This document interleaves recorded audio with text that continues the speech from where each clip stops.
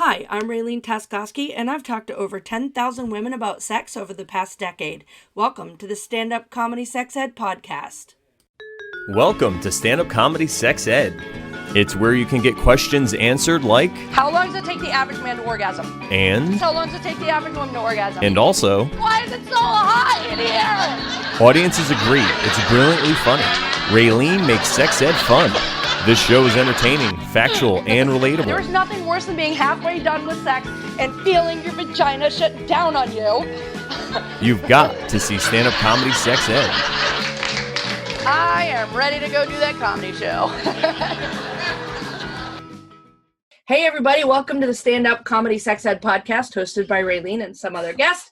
And today's guest is Emily Siero, a friend that I met in a comedy class where we were learning to not be funny, because you can't take a class to be funny. You either are or you are not, but it was more tapping into the real instead of the surface.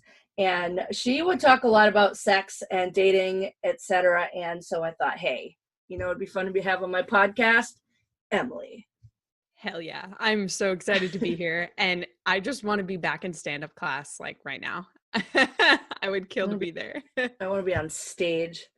Oh my God, same. It's been awful. Yeah, me too. So how are things? This year. I know. So things were rolling before fucking COVID just shit on everything. I can't wait to get back into stand-up, like when things really open up again, but things are good right now. I'm just trying to stay creative. That for me is how I don't go crazy. And I was able to do a little bit of outdoor comedy over the summer, but now that things are getting worse, there's some mics I can do, but I'm just trying to like be safe and not do much of that. But right. I really miss it. I miss doing my shows. I don't necessarily miss stand-up because I didn't do that much of it. But, my last stand-up comedy sex ed show sold out 120 seats. And I miss that. Hell yeah, dude. What, you have that. You don't need to go to grungy mics. No, I don't. I hate the grungy mics. I know. Oh my God. But I did see. COVID lives anywhere. It's the grungy mics. Yeah, probably. I did see before it happened that you were starting to pick up some shows and be on people's shows. So that's really good. Because when I met you, you were still really, really new.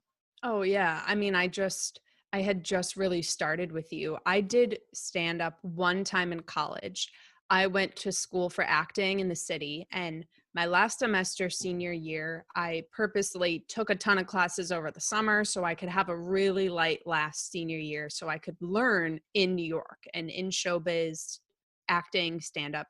So I did my first official mic at the comic strip, the comic strip there. It was like an underdog comedy night, and that was super cool. Like I just was like, whoa, I love this. This is like, for an actor, it is really empowering because most of the time you're auditioning and maybe 1% out of the 99, you get the job and you get to work. Whereas stand up, you got the pen, you got the mic for 5 minutes, so show your stuff. And that was really, really cool. And then I kind of took a break from it all and then found that stand-up class that Rob Santos, shout out to Rob, was teaching. Rob. And yeah, I was like, oh my God, I was just a ball of energy in that class. Like, yeah, you were. Like, oh my God, girl. I've been listening back on all of my tapes, all of my sets, because just trying to learn from what I was cringy, doing huh? before. And girl, oh my God, I was like, this is garbage, trash. Like, you were just hyper.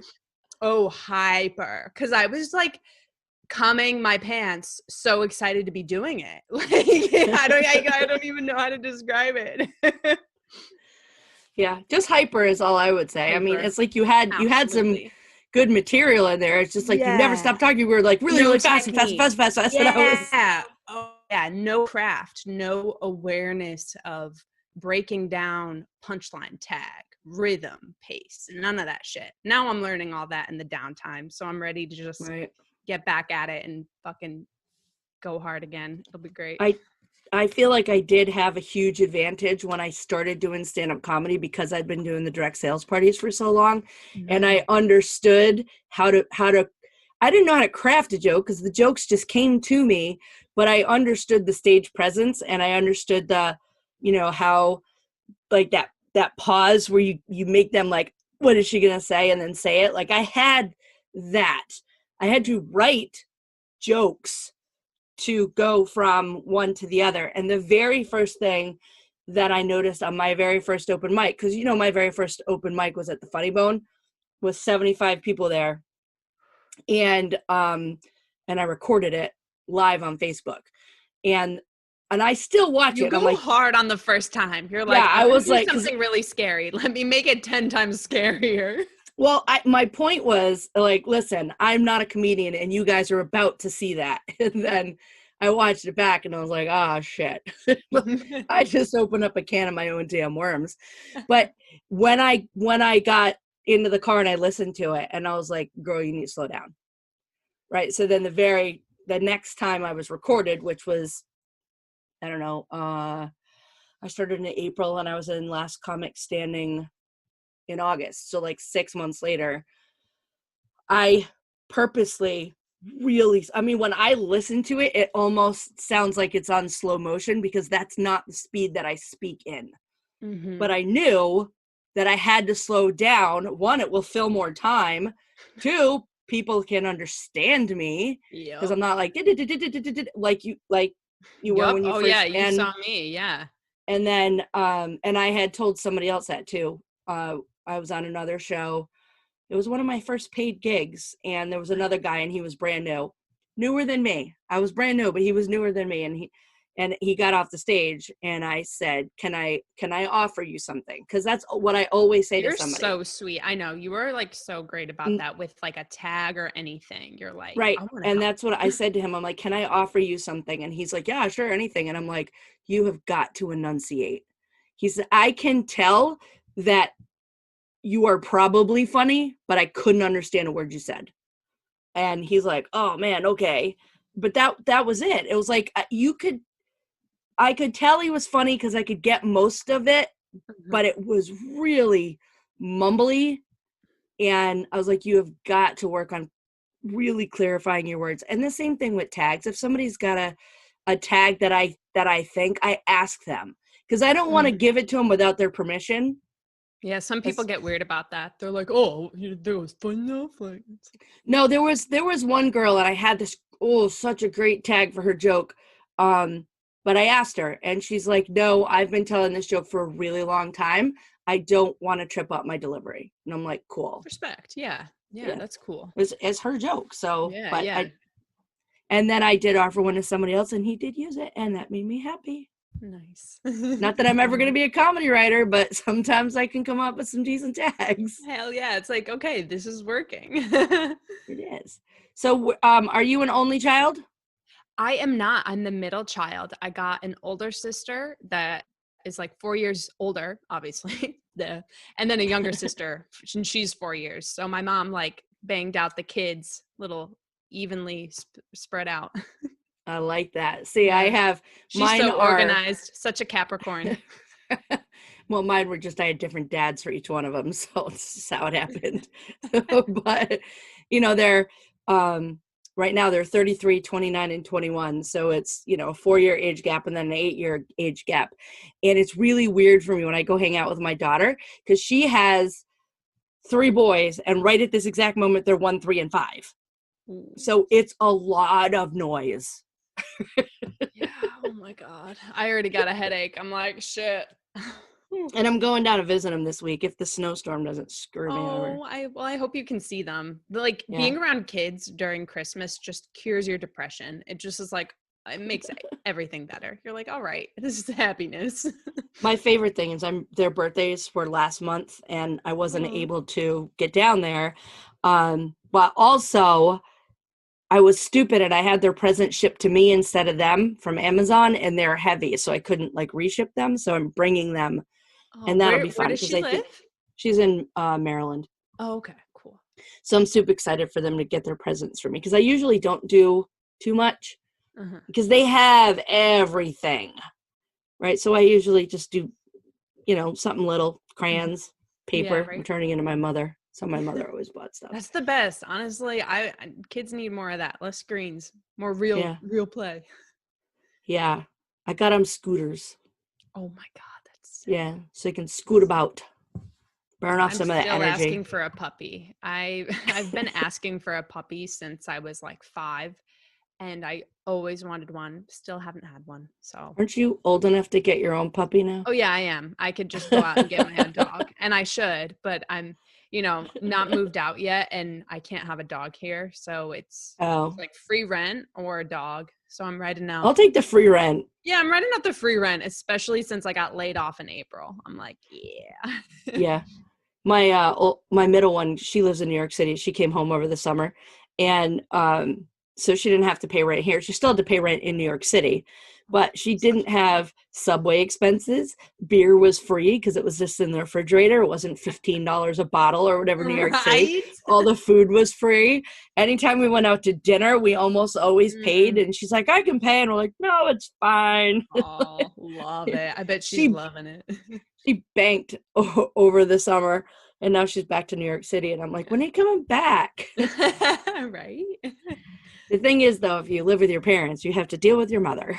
Oh, yeah. You have to deal with triggers every day. You have to deal with getting cock blocked. You have to deal with my father wakes up like balls early for work at 5 a.m. So I just accepted being a morning person sometimes. Oh, yeah. There's a lot. I'm not cock blocking any of my kids. I'm like, there's a guy, like, want him? I'll go get him for you.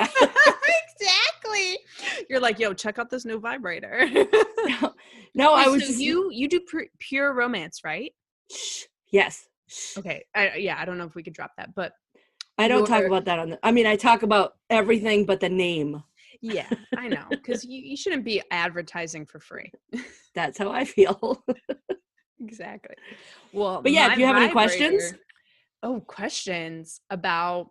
I don't know anything. I've been selling sex toys for 14 years, so I know a lot about sex. I want to hear about these new vibrators that are like hands-free. Have you tried any of these yet? I want to upgrade because like quarantine, my hand is getting like, I switch from my right hand to my left hand so I don't get, carpal tunnel. I can't even do that. My spine is so crooked. I only can use one side. Oh, we're going to do some yoga classes then. I'll teach you. If anything happens to my right hand, I'm just going to have to die because I can't reach with my left hand. It doesn't reach there. You need to just use like your microphone stand and like set your vibrator in it. I don't actually, and I've said this before on my podcast, I believe, I don't ever use them by myself. Mm-hmm. Nice. That's what I have a husband for. Fun. Yeah. Mm-hmm. Yeah. Change the oil in my car, change the tires, hold my sex toys. That's, and bring home the bacon. I love that. And at this exact moment, he's frying it up in the pan. I don't know what I did in a past life to deserve him, but I must have been murdered at a young age or something. And God's like, here you go. And I don't know what he did in a past life, but it probably was horrible. Like, I don't think he killed anybody, but maybe like he fucked a goat or something. I don't know, but I'm punishment for him and he's my reward. Oh, that's the dream. I want to be cooked for sure in a relationship. Yeah. Like, I love to cook. I'll do that for someone. That's like an expression of love for me, but like every once in a while, I would love to just know that like it's going to be good food too, Mm-hmm. We do the HelloFresh now. There's some free advertising. Yeah, right. Give her a sponsorship. Exactly. I love that. It just shows up and all the ingredients are there and it's got all the instructions. And so he made dinner tonight. I made dinner last night. It's only the two of us, so it's not too expensive. Like, we figured it out. If we go out to one dinner with drinks, it's more than 3 meals shipped to the door. Then that's bomb. That's worth it. Because chances are we would go out to dinner. Or we would just eat spaghetti or just chicken. And ask him how often we just have chicken with a vegetable. Because I didn't do carbs forever. Sweet potatoes, yeah. So that's so funny. Yeah, I'm gonna I'll have dinner after this. Yeah, me too. And I asked him about it because he was already eating. I'm like, how was it? He goes, it wasn't that good. I'm like, you're not really selling it. Maybe I'll just have cookies. I don't know. Yeah, dude, always. So let's talk about sex. How old were you when you lost your virginity? I was a late bloomer. I think about how I thought am you were now. going to say I was 11. Oh, yikes. I know. This podcast would take a different direction. Just the mood. Talk about killing the vibe. No, not 11. I was actually 20. And I lost it in college, you know. I wanted to lose it in high school. I wanted a boyfriend, but, you know, I was really shy, and I kind of felt like everyone in high school was so different than me. I grew up in Glastonbury, very the same. Like, everyone was preppy and did soccer, Abercrombie. We all Oh yeah, listened if you to were in the, Glastonbury, you did soccer. yeah, and you weren't anybody if you didn't. And I did dance, so everyone was like, "Fuck this bitch." So I was just super shy and just kind of wanted to get through high school without being anybody, without being known.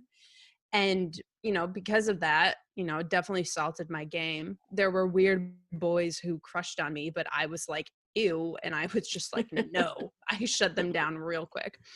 But yeah, so then going into college, I was like, I want to get rid of this V card first semester. I'm going to get all A's and I'm going to get laid. Like, that was on my goal list. And my school didn't really realize this going in, because it's major theater dance school and it's in New York City. All the guys were gay. Students, yep, all the guys. It was like 70% girls, 30% guys, 2% wanted to bang me. Like, so I was 2% like, of the guys, probably a bunch of girls too. yeah, no, exactly. There was like a whole plethora of anybody, but what I was really hoping for. And so I, you know, explored going out to clubs and stuff. I'd hook up there, but I was always too afraid to just go to a stranger's apartment in New York City, because I just was like, I'm going to have fun. Because that's how you get murdered. Yeah, exactly. It's like, I don't need my mom to get the call that I've been found in the river of the, you know, the Hudson River or some shit. So can you imagine that call too? It would be like, hi, you know, she had sex and she still had a piece of her hymen, so it might have been her first time. But she was a good girl. Right? She had a bright future. I don't know. Yeah, so I met this guy a summer after sophomore year. I was working at like Compounds, an amusement park for Connecticut, if people know that park. And so I met this guy there, whatever. He was cool at a party. He showed interest. We went on a date. I was like, cool. This was a cool date. He wanted to come see me in New York. I was like, sure, buddy. I doubt you'll come. He came anyway for a party. You know, it was fun. I went on one awkward double date at a Dunkin' Donuts that doesn't really even count as a date. No, it doesn't. Dunkin' Donuts is not a date. Oh God, I was 16. That shit doesn't count. Like, it was weird. But so this date with this guy, I was like, oh my God, like, this is fun. And then he asked me to be his girlfriend, and my brain wanted to say yes, because I, you know, wanted to get laid. I wanted to have a boyfriend. I never had one. And it was like, he's nice, you should give him a chance. But my intuition went off. It was like, you don't want a boyfriend long distance, and you don't want this guy. But brain took over, and, you know, dated him. I lose my V card, and it was great, obviously, because it's sex for the first time, you know. And I'm like, oh my God, he's like my forever. I just met my husband, you know, maybe I'm with my one, all that stupid shit. And it's, you know, of course I don't know, it's just like the chemicals being released that want to like tie down to him. So I think he's my forever. Come to find out, he's just fucking forever crazy and toxic. And that was just I don't want to say bad relationship, because, you know, I'm who I am now for it, and I wouldn't change that. But it did bring a lot of toxic stuff. And I think about my sex life with him now, and it's just like kind of traumatic. It's like not even it's just sad, you know? I like didn't know that, you know, I'm this feminine playground and I get to decide how I'm treated and I can demand what I want. And, you know, I really settled for how he treated me, which was a hole to just poke every day, like Ugh. as a stress relief, as a distraction. And, you know, I just sometimes I would like be like, can this just be over? I have other shit I got to do. But I Right. felt like I had to do it for him. So, I hate yeah, and that. he I would, hate yeah.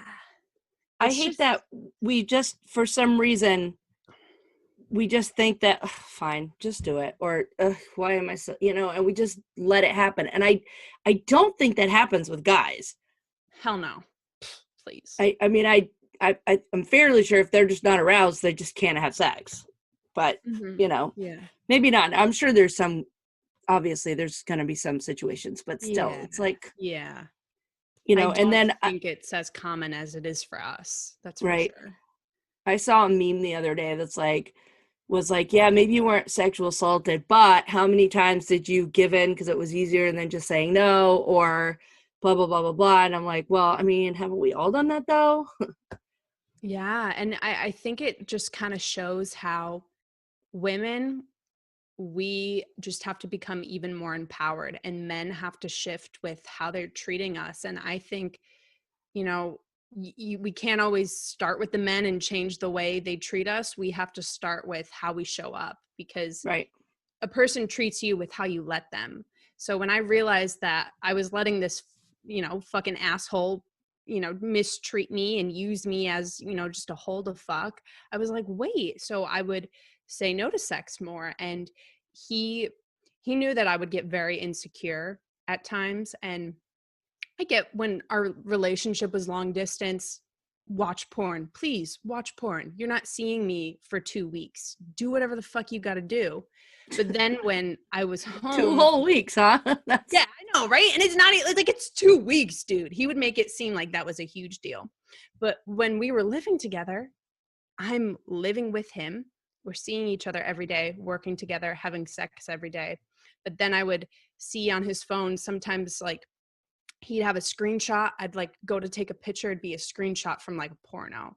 And then I would get into snooping his web history, and it'd just be like hours of porn. Like, and I'm like, when I'm at work and I'm in like all the time, and I'm like, we're still fucking every day. Like, is this not like enough? Like, and then he would hold over my head that, you know, I would be insecure about that. And he'd be like, well, if you're not going to have sex with me, I'm just going to watch porn. How do you like that? So he found, like, he was a narcissist. So he knew like right. how to find my insecurities, my holes, and boop, boop, boop, you know? So yeah. Yeah. Sounds After like a that, winner. great sex. Oh my God. Great sex after that. So now I'm just living my life because I know what you don't do. Right. I think sometimes, as much as we hate the lessons that we've learned, there's a reason we had to learn them. Like, I remember my True. first sex toy party was so awkward and so uncomfortable and so vulgar Yeah. that I swore I would never, ever, ever go to a party like that again. And then, God, 12 years later, God was like, remember that other party? Don't do it like that. Yeah. And honestly, I think that's why I've always been so, like, I have my levels of like naughtiness, but I don't think that I too often pass the line into vulgar. And it's because I have such a threshold for what I think is vulgar that I want to stay up there. I want to laugh and have fun and tell jokes and etc. But I get real uncomfortable real fast when it just starts to get vulgar. And I think that's why I've always been successful, because of that first experience that made me so incredibly uncomfortable. And it's the same thing with bad relationships. You didn't know you were in a bad relationship until you got out of it, and you're like, that was a bad relationship. Exactly. Yep. And now it's like, I know what I want, what is wrong. I can just go after what I want with so much more of like, I don't give a fuck. Like it's Right. It's awesome. Once you get a decent level of I don't give a fuck, you'll see that the world around you changes.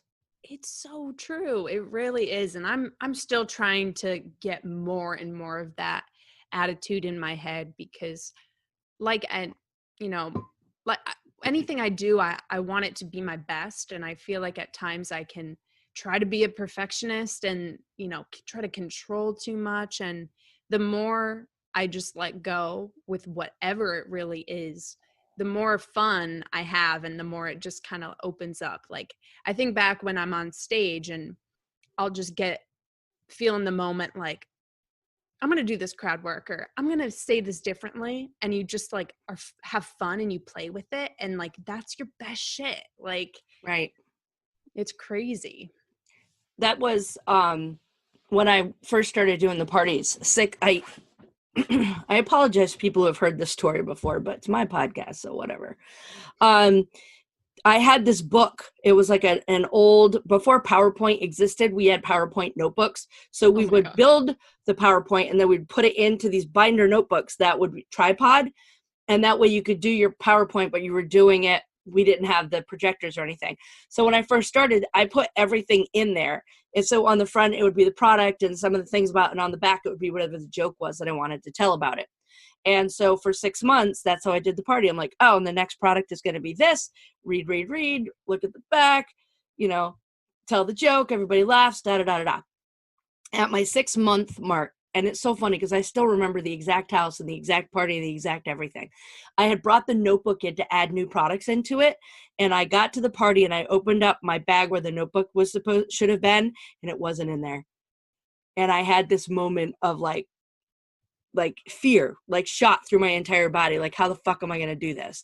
You know, those moments where you're just all of a sudden like, I'm about to get like fired. Leaving my phone at a Dunkin' Donuts or like, right. yeah, I'm gonna my phone's probably those moments your heart drops and you're like, shit. And I did that. And then I took a deep breath and I'm like, Raylene, it's been 6 months. You either know this shit or you don't. And that was the day that I got good at my job because I let go of the connection to the notebook and this is how it has to be done. And like I started making my connections with my audience. Mm-hmm. And it was a lot of fun. And some days when I'm on stage, when I'm doing a comedy show, that's how it feels. It's me and the audience and we are just having a good time. And other times I'm like attached in my head to the notebook, but I can't remember anything on the notebook. I hate that, you know. Oh, I hate that. I hate, and that just shows you're in tune with your performance instrument. And I think that's great because it's so good whether you're doing like, you know, whatever performance you're doing, you need to know when you're good and when you suck and when you're on your game and you're off your game. And like, you have to be compassionate with yourself because you can't be fucking balling every minute. And, you know, even the greats have to have a downtime every now and then. They don't have, you know, a killer. Yeah, but the funny thing is we don't know when they're having it. Because like when I got off stage, the last time I bombed. In my mind, I bombed. Afterwards, the other comedians were like, holy shit, you're hilarious. Be friends on Facebook. And the people who were coming out was like, oh my God, I laughed so hard. You were my favorite. And I'm like, I bombed. And like in my head, I'm like, that was awful. And people are like, you were so funny. I peed myself. And I'm just like, that was terrible. That's hilarious. Yeah, those nights happen too, where you're just like, I don't know, you like blank out. You're like, I've had those nights where I'm like, I don't even know what I did. Like, what did I say? Like, was it? And then you're like, oh, okay. Right. Well, and that happens more often than not. And we are just so hard on ourselves. We're just so hard on ourselves. I think comedians in general, we all have some sort of mental health problem. And so dude, it's so true. And like there's something about wanting to get up on stage, get attention, but have the potential to cross the line of being the worst attention you would ever want in your fucking life. You know? So it's like it takes a level of insanity, I think, to really want to do it. And, I'm okay with that. I just did a talk the other day called Zooming Through 2020. And it was, it's more of, it's not stand-up comedy, but it's a humorous look at the gifts and challenges that we got from 2020. Nice. And the whole time I'm like, these people are going to hate this. Oh my God, why am I doing this? I'm going to embarrass myself. And it's on Zoom, right? So it's silent. All I have is their faces. And I can see that some of them are laughing, but you know how when you're telling a joke, you wait for the laughter to die down before you start the next line? Yeah. I can't hear it. I can only go on, what I see. Shut. Okay. Right. And like, I can see 4 people are laughing their asses off and the other ones are just gently smiling. And I'm like, well, do I start again? Do I wait? Because nobody can hear the laughter. Now it's just awkward. But then I get off and everybody was like, that was fantastic. And I got a lot of reviews and people actually went and reviewed it on my speaker page, which is a level of active that I appreciate. Yeah. And I got hired to do it. Like, so now I'm going to get paid to do it for the next person. And my immediate thought was, well, I'm going to suck. They're going to hate me. There's no way I can do this again. Imposter syndrome's so real. But right. And I'm like, how? And you're going to get another paid booking. You're going to book another paid gig. That's the plan. But the imposter syndrome is so strong. And I would like to go back to whatever happened in my childhood that ever made me feel like I'm never going to be good enough and fucking snap that right out of me. I know, exactly. Yep. Something's there, but so stupid. But it's funny because when I say I'm a comedian, but also I don't feel like I am sometimes because I haven't put in the work that a lot of other comedians have done, and I'm not doing 3, 4, 5, 7 open mics in a week and yada yada. And then I'm like, I'm just a different kind of comedian. Yeah, and true with like technology the way it is, I think comedian is expanding. And I know old school comedians would hate that I even said that, but like you can have your podcast, you can produce your own shows that are selling out like you have been, and it just kind of fits your brand. And who the fuck cares if that looks different than these headlining touring national comedians? Like, you could go tour national with your sex ed show. Like, why not? That is the goal someday, the hope that will happen. Yeah, especially in colleges. Yeah. Because college kids need this information. Colleges. Yep. Hell yeah, definitely. They're all broken. Absolutely. Oh, I know. I've been there. Broken, just swiping on Bumble, trying to fix your problems by some boy named Ben. Fucking stupid. Hey, that's a good name for a boy. I know. Oh, I know. I fell for him. He was cute. He had these blue eyes. And I love dogs, right? As I said, I want a dog. So one of my things is I will favor a guy with a dog, duh, which has no qualities, does not equate to him being a decent human at all. But so yeah, I know Hitler had a dog. Yeah, I know, right? So Ben was my first Bumble bang. When I first got Bumble, I swiped on him and I saw he had a black lab named Bella, and she was a puppy, and I was like, yo, we're gonna bang. I want a puppy. I'm gonna bang Ben for the puppy. I know, literally, I'm gonna bang Ben and get to meet this puppy. Like, it will be worth it. And I get to his apartment, we hang out, and I'm like, where's the puppy? And he's like, oh, well, so it's actually has to stay at my parents' house because I moved to this apartment, can't have dogs. And I'm like, okay, I was trapped for the dog, but I drove 30 minutes and he's going to buy me food. So I think I'm still going to bang him. And he was great at going down at me. He was a great cake eater. He did that right away. Didn't even have to ask if dessert was coming first. He always should, but. So I'm guessing you like that. Oh, you absolutely. You ever find it weird when a girl says she doesn't like that and you're like, what? It's like honestly, a guy who says he doesn't like a blowjob. Yeah, I know. I'm like, I just think you not to make jokes about molestation, but like maybe you were touched and you don't know about it. Like, like, I don't know. That shit feels really good. I was hooking up with this guy. We were like dating, not like really serious, but for like 6 months. And we hooked up and I just feel like comfortable in my body, and I feel like that shows, lights on, like over the covers, whatever. He had You never have a done nice body. Thank you. If I could do it under the mattress, I would. No, no. So I guess he had never just like done that before, like sex with the lights on or anything. And like after sex, we were just like laying in bed naked, just like me. I'm probably like, after sex, I want food and weed. I want to like smoke a joint and have like fries or a good meal. And Fries. Yeah. Oh my God. Fries all the way. So we're just like laying in bed naked. And he's like, wow, I've never just like laid naked in bed with someone before. And I'm like, really? Like, you never just like laid out with your junk? Like, what? And he's like, no. Like, oh, okay.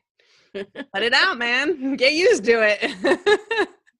That's hysterical. Yeah, no, I'm a big fan of covering it all up. I don't want to see his, and I don't want him to see me. When my husband goes up and goes to the bathroom, I take the sheets and pull them up back over me and, kind of roll over. So when he comes out of the bathroom, I'm fully covered. That was sexy when you were aroused. You do not want to see it now that you're done. And plus two, you got to be warm. Steal those blankets, right. Keep warm. Right. Well, that's why I'm a big fan of condoms, because he's got to go clean up his mess and I can roll over and go to sleep. Love it. I know. Love that. Big fan. If I ever do get things made with my logo on them, I think it's going to be condoms, and I'm just going to spread those shit like dust everywhere. Oh, that'll be great. My condoms. Oh my God. I'll come with my condoms everywhere and just be like, oh no, we're going to use my condom. Sorry. These are my condoms that my friend gave me. Yeah. That's honest to God is the thing. Because my logo would fit right on a condom package. It's round. And I want more condom companies owned by women, and like more women talking about condoms and putting them out there. Because when I was growing up, I always thought like, okay, yeah, use a condom. I learned that is important, but I had so much shame about like buying my own condoms, and like I thought like the guys take care of that. Like he's going to be responsible and have a condom. All guys will do that. No, they won't. Fucking guys who are trying to get in raw and lie to your fucking face. And stupid here has fallen for that. And, if I ever get to be a mom, I'm going to get my girl condoms. I'm going to be like, we're going to pick this shit out. Like, I think girls should be empowered, and it shouldn't be weird or seen as like a bad thing for you to like protect yourself, because guys are stupid. All it takes is one late period, one little pregnancy scare, or one little unexplained itch, and then all of a sudden you're like, oh no, we're not raw dogging anymore. Dude, I learned my fucking lesson with this one guy. I was convinced I had an itch. I was terrified. I was like, because word of mouth, I assume he's like, yeah, I'm tested, it's fine. And I was like paranoid. And it was a first date, we hooked up, and that's another story where I felt like I was kind of pressured into it. I didn't really want to, but like, whatever, I've let that go. But I was convinced. I was like, I have something, I'm terrified. And then I got tested, and I asked him, I was like, I'm scared. We had one date. I don't know who the fuck you are, Chris. And I was like, you're going to get tested. I want to see the results. You can send me them in an email, text, or mail me a copy. And he did. He was very cool with it. And then the results came back. He's clear. And he had the nerve to ask me, so are we going to hook up again? And I was like, no, you fucking asshole. You used me. There was, and you could sometimes just get an itch because his the spunk is incompatible with you. Exactly. I know. And it was because But 100%, that's why just wear the condoms. And stop trying to pretend like they're for our pleasure. I would say, unless it's an unlubricated condom, I can't tell the difference between any fucking condom. I don't care if it lights up. I don't care if it has ridges. I don't care if it's got scales. I can't fucking tell if I'm properly lubricated. I know. So stop acting like it's for my pleasure. It's for my safety. Yep. And it's so you can last longer. Yeah, absolutely. These dumb guys out there like, I can't feel anything. Really? Then why'd you come in 2.5 minutes? You felt something, dumbass. Do you know the average come time? Is that 2.8 like minutes. a thing that's measured? 20 minutes. 2.8. For women, it's 18 to 20. For men, it's 2.8 minutes is how long it takes the average man to orgasm. Of course I know. It's in my comedy show. Yeah. It's in my podcast. It's in my sexual health education. Yeah. I love it. Does not take guys long to orgasm. Most guys. Yeah. Some guys explode on impact. Some guys go and go and go and go and go. I'm like, I hear this set. Yes. Oh my God. Remember Jack in class? I was do. The best. Talking about sex and tits and dicks. And then Jack was there and he's like 75. It's hysterical. It's so funny. He's a fun guy. I wonder how that little guy did, the Boston kid, the little cutie pie. Yeah, the little kid who was like really good at his one-liners, like yes, a craftsman. Yeah, I wonder. Yeah. I couldn't tell. I'm like, are you a virgin? I couldn't tell. Hopefully he got not the way he looked. Yeah, I know. Cute. I'm like, he looked like a player to me. Yeah, exactly. But sometimes you weren't looking at it from a mom perspective. Yeah. Like from a mother perspective, I'm like, keep that one away from my little girl. Yeah, no, exactly. Sometimes I always wonder, like, are there the cute shy boys that are so cute that could, make any girl take their panties off, but they don't know it because they're just like too shy and nice, maybe? I don't know. Mm-hmm. I have a strong suspicion that was my husband in high school. So I don't think he knew. Yeah. And it was funny because when we first met, he said he was agnostic, and he probably still is. We don't talk about God a lot, but he was like, oh, I'm not sure if I believe in God. And then one day after a particularly lovely orgasm, and I was like, you might not believe in God, but you've got some God-given talent. So, because he'd only ever been with 7 people before me. Oh, wow. Okay. And my body count was much, much, much, much higher. Mine was more like. What was yours? I'm not even going to say. Yeah. You're like, forget. It doesn't take long to get into double digits. The question is whether or not it was triple digits. I don't think so, but I also don't remember a lot of times. Mm-hmm. There was a small period of time where I was 7's a low number for a guy. Yeah. Yeah. Oh, you got a keeper. That's good. Yeah. So he knows just enough, but he's not like, skills. He doesn't have anything. He was born with mad skills, I say. Oh my God, I love it. I love it. I like it. What's your oh, you go. No, go ahead. Your turn. Like interviewing the podcaster. What was your first sexual experience like with him? Did you guys go straight to like, was it just a blowjob? Was it just like, I don't do blowjobs, so no. I don't really remember. I know the first, so we dated for probably, I want to say 3 or 4 weeks before we did anything, which was highly unusual for me. And I know the first time I did not orgasm, but then we did it a second time and I did. And I think he might have gone down that time. But then after that, pretty much every time he made sure I came first. And he pretty much always has. Good. So, yeah, he was definitely a keeper. Nice. Mad skills. I like that guy. Don't tell him, though. I like keeping him on his toes. Exactly. Yeah. You can't let them know they have that much power because then. Exactly. That's so fun. All right. What's your favorite position? Ooh, I mean, I want to say doggy, but I think every single person I've asked that has said that. I know. I mean, I just like, because I like all about spanking, so it's a good pose for that. But it's also good for Gspot. Yeah, exactly. Right. Exactly. Mm-hmm. And 2, if he can reach and he can multitask, he can get my clit too, Oh, I just do that one on my own. Then there's no question. There's no question at all. Like, never mind. I got that.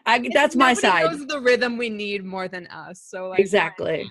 Yeah. And then it also controls, because you can control when you're getting too close and back off a little bit and then apply the pressure. So you got a little bit more control over what's going on. Do you have a favorite toy?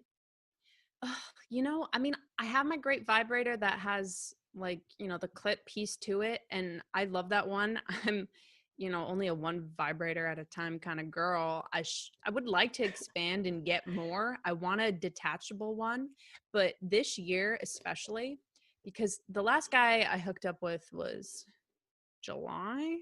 Yeah, July. And he was great sex, but just not treating me as well as I wanted. Like, I'm ready Right. to move past the hookup and, like, you know, cool, I'll like text you in a week when my schedule is convenient for me and nobody else is texting me. I'm done with that shit. Like, you're going to be with me, like, be with me and, like, show me you have what it takes kind of thing. So he wasn't meeting the standards, so let him go. So now I'm like, vibrators are great, but I want to get even deeper connected and just work with my fingers. And how can I get myself there? And really learning, I don't know, different positions and stuff. Like, I'll be open. I could make myself squirt. Like, I don't need anything but myself. So fuck yeah. That to me is like the ultimate empowerment. That's some Also quality too, time you're spending with yourself. yeah, exactly. And also too, with like the pandemic and everyone makes these jokes about like the post-apocalypse. And I was like thinking about, okay, if there's like a post-apocalypse and like batteries don't work, or like I have to leave and flee and I don't bring my vibrator with me, I got to know how to take care of myself. You know? I've been taking care of myself since I was 4, long before I knew I didn't know it had anything to do with sex. I just knew it felt good if you touch that spot for long enough, and I will be fine. I don't need anything. I know. I feel like every young girl figures out, she's like lays on her stuffed animal in a certain way. She's like, oh. Or like, some people never figure it out, but yeah. true. Yeah, no, so, exactly. do you have any funny sex stories? Ooh. Nothing like too embarrassing, but this was just a fun one that could have gone really bad.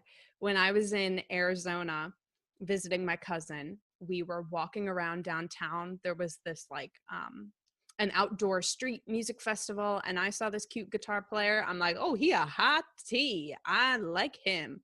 So I start talking to him. We're flirting. I'm like, yeah, we'll see where this goes. He, you know, was digging it, whatever.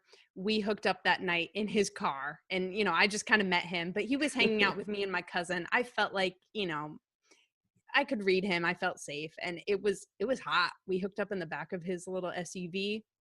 We drove out to like a suburb of Phoenix where all these rich mansions were, and like hooked up in his car, and yeah. So that was just fun. That just reminded me of a funny story that I've never told before. At LA. least not on my podcast. Well, it was just because you said he did it in a car. So I was dating this guy, and we were still like in high school, and so there was no any other place to have sex. You know, it was the car or car sex living at home. That's yeah. And so we're at this place, and I did not realize I'm going to explain after what happened. So we're in the car, we're having sex, and, you know, I'm straddling him, and I'm looking out the back window, and I see a train coming right at us. And I mean, it's coming right at us, like straight. And I'm like, oh my God. Like, I literally think I am about to die. And then all of a sudden the train just veers and goes around us. And did you come at the same time? I did not. I probably peed myself a little bit.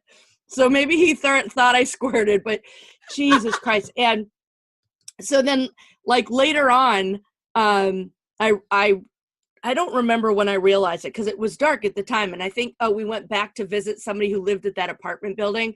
And I looked, and the train literally like makes an arch around this little, just a small area, and just goes right around. And it's the strangest little. That's and terrifying. It was terrifying. And then it was funny because after my husband and I got married, and we went back to visit one of his friends years later, like 15 years later.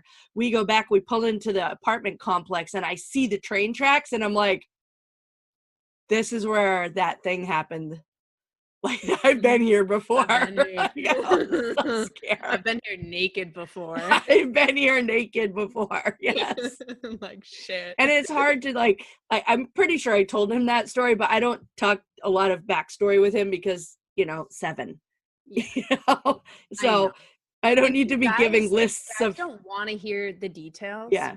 Like girls, we want to know. We're like, so like, tell me all about her. Like, we're like creepy like that. Right. So, it's so funny because we were on a cruise ship one day and they were doing was that game where they ask the questions and the guys leave the room and then they come back in and you have to guess what they said. The newlywed game. So they're doing the newlywed game and we're watching it. We weren't on it this time. Often they pick us because we're adorable. Aww. But anyway, we were watching this time and it was questions like, what was your husband's last girlfriend's name? And Mike and I looked at each other at the exact same time and we were like, I don't know, but she was a stripper. Because he didn't remember her name either. Just Tiffany, Sparkles, Mercedes. I have no idea. So funny. But it was just so funny because our answer would still have been the same. Mm-hmm. I don't know, but she was a stripper. It would have been the same answer. That's hilarious. Yeah, for me, it's like, I don't have to know. Like, you could tell me about your exes if you want to. I think younger 20s Emily, first dating, would like do all the Facebook stalking. And yeah, sure, I probably still would. Catch me on a day when I'm feeling down in my period, feeling hormones, I don't know, and I'll stalk that shit up. Yeah, I think that's I think about it all the time. I told my husband the other day, I'm like, you better not ever fucking die, because I can't. First of all, I can't do this life without you. I can't replace you. I'm never going to be able to replace you in bed, for sure, and, I can't, and I don't want to go back to dating. Oh, I know, dude. I know. I kind of don't want to go back to dating once COVID is over. Like, I'm kind of terrified. It'll be so easy, I feel like, for girls, but I'm also like kind of terrified, like guys are just gonna be like fucking wild and like just taking their dicks out everywhere and like, want a drink, here's my dick in your mouth, like I don't know. Have you done any online dating while this is going on? Nah, because like I was dating this guy Mike from last December to May. I left him in May because I found out he voted for Trump and thought he was a good president. And was like, okay, we're done here. I can't believe I sucked your MAGA dick. Like, what the fuck? So that ended quickly. And then I was hooking up with this guy, Anthony, who was really great. But like I said, like, just playing me hot and cold. I don't have time for that. And now, like, I'm focusing on my podcast, working on acting. Like, I'm a yoga teacher, so I'm building a yoga brand and a following, teaching online classes with that. I'm trying to build this queendom. I don't need dumb messages from a guy, and just to have like this virtual conversation that's probably going to go nowhere in 2 days. And like, like I just don't need that right now. I'm cool. Like, yeah, I get lonely, but that's when I have a little bit of chocolate, or, I make sure my vibrator's charged. And, exactly. My parents aren't around. Like, right. Well, I was just saying, because I've met a few people who have developed actual relationships with people because they took time to, they couldn't do anything. Like in New York City, during the lockdown, they couldn't do anything but talk. And they would talk and they would Facebook, and they didn't take things to the next level until they really knew each other. Yeah. And I think if you're looking for a long term, that's kind of the better way to do it. Yeah. Which, like I said, me and Mike made it a whole 3 weeks before I had sex with him, and I married him. So maybe there's a standard there. Yeah. Who knows? And, I could try that. I think. And you probably would have found out about the MAGA thing way in advance if you had just. So true. Just talk a little more. I know. Little less talking, a little less talk, more talking, less sucking. Exactly. All right. So, how can people find you? People can find me on the Instagram. My handle is at Emily Siero. That's Siero. And they could find me on Facebook too. That's my full Italian last name. I probably won't accept your friend request though. I'm really sorry. I'm bad about that shit. So stick with Instagram. I'm always posting fun stories. I promote my podcast on there. Work It, Own It podcast on iTunes, Spotify. And I'm definitely going to be having you on because I want to talk about more sex. This was so much fun. I want to learn. I want to learn more about all your tips and tricks. And a lot of people that listen to my podcast are females. So I feel like they'll love it. Awesome. Okay. You can find me. Where can you find me? All right. You can find me on Instagram at Stand Up Comedy Sex Ed, standupcomedysexed.com, RayleneTaskoski.com.